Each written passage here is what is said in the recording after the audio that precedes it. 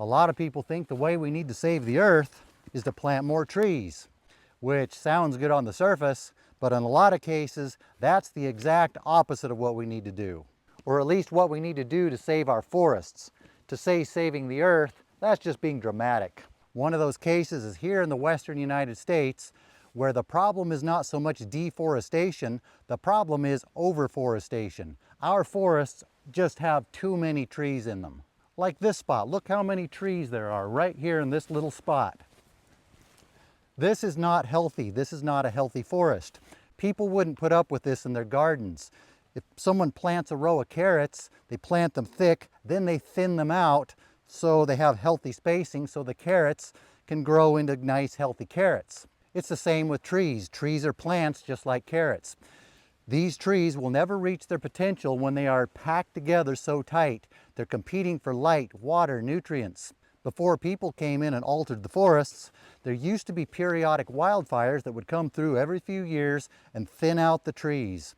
Here's why we definitely don't need to plant trees in this forest. Look at all these natural seedlings coming up just in this one little spot.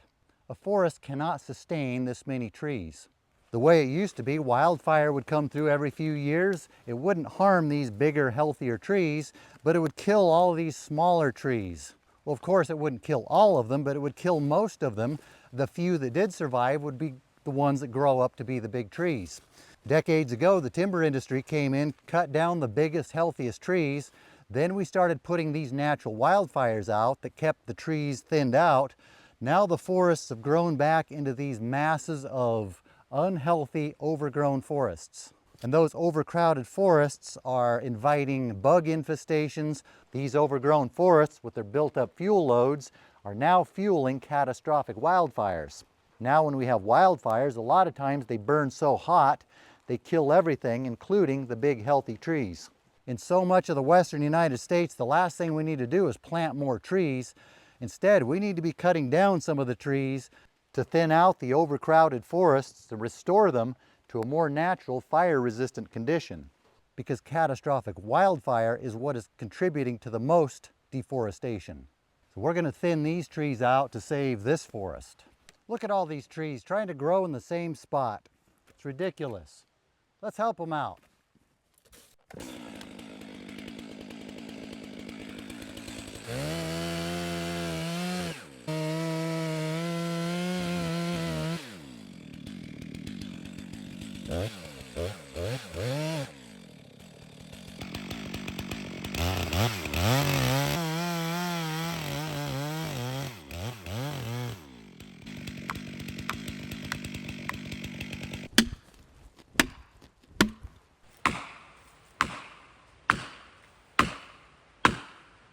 This one has a hard lean in the wrong direction.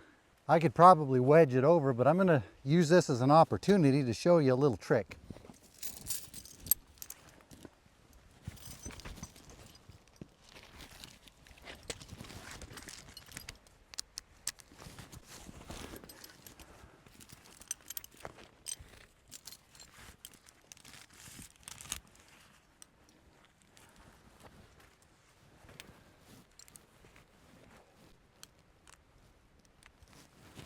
Sometimes this works, sometimes when it doesn't, it can get you into a pickle. But we have the tools here to get us out of pickles.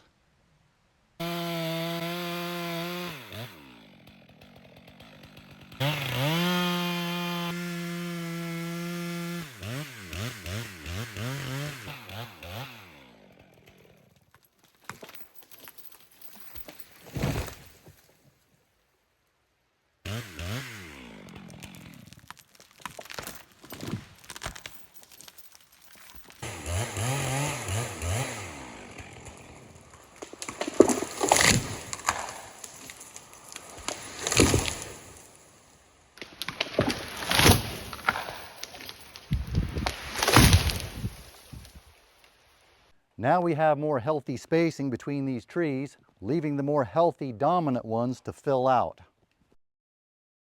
Now the crowns have more space to spread out more.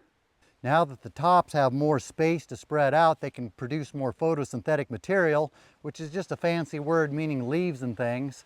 they'll be able to have more photosynthesis, which helps them grow faster and helps them to be more healthy. If we take a look at the stumps, the growth rings show some decent growing years, but here toward the end, the growth rings got really narrow because the trees are overcrowding. We just solved the problem of these overcrowding trees, except now we have a big mess to clean up. I'm not getting the impression you're going to do it. Looks like I'm going to have to do it.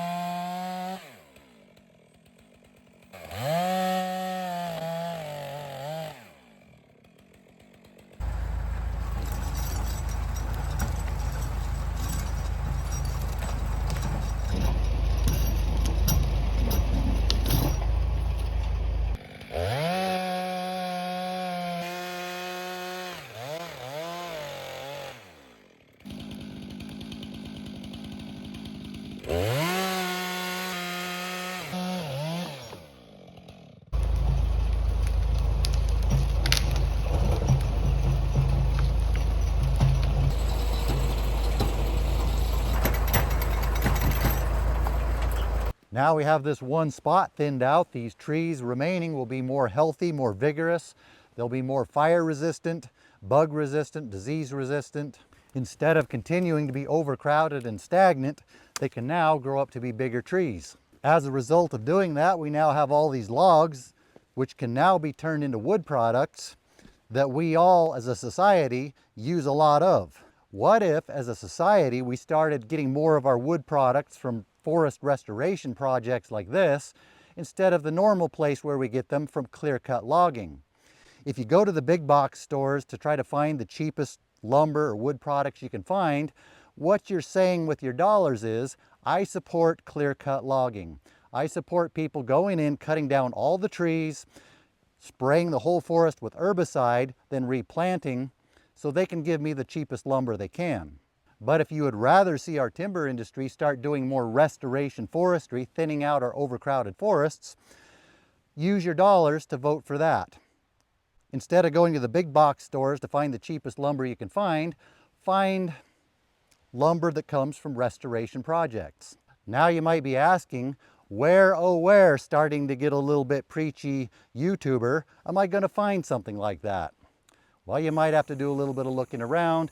Find somebody with a small sawmill who's restoring their forest, using their sawmill to fund it. There's a revolution going on out there of people, landowners, who are buying sawmills. They're using their sawmills to utilize the wood that comes from restoring their forests. Actually, I don't know if there's a revolution like that. I just made that up. But I think there should be. But in order for that to happen, that would require consumers to change their buying habits. That could be a problem. Another problem, the lumber certification process. It might cost you more to get your materials from a small-scale operator because they don't have the economics of scale. But you might end up getting a better product. A lot of people are complaining about the quality of lumber that's showing up in the big box stores and the lumber stores. You might get better lumber from a small-scale operator. I guess that's enough preaching about saving the forest for now. I've got more forest to go save.